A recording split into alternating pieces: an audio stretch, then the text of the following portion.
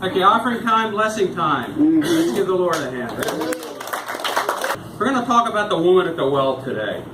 In John 4:5, it says, "And so he, Jesus, came to a city of Samaria called Sychar, and he sat by the well." Now, why did he sit by the well? He sat by the well because, one, he was thirsty, so he say that here. And the second thing is, he positioned himself where people were.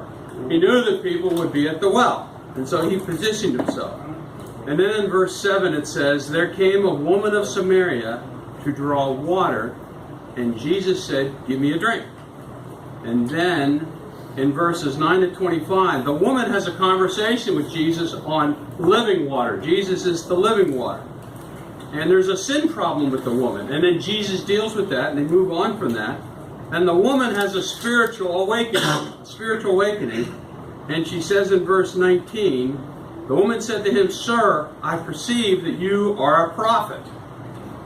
And Jesus reveals himself to her in verse 26. Jesus says to her, "I who speak to you am he, I'm the Messiah."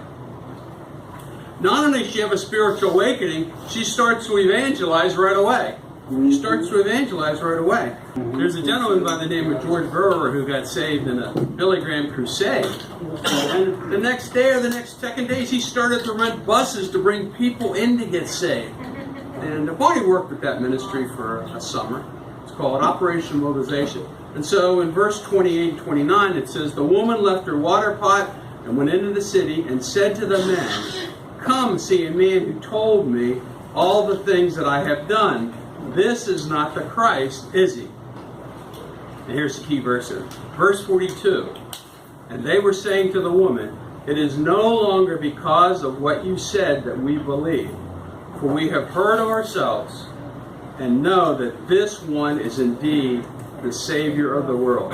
We've heard it ourselves, and we believe through hearing him.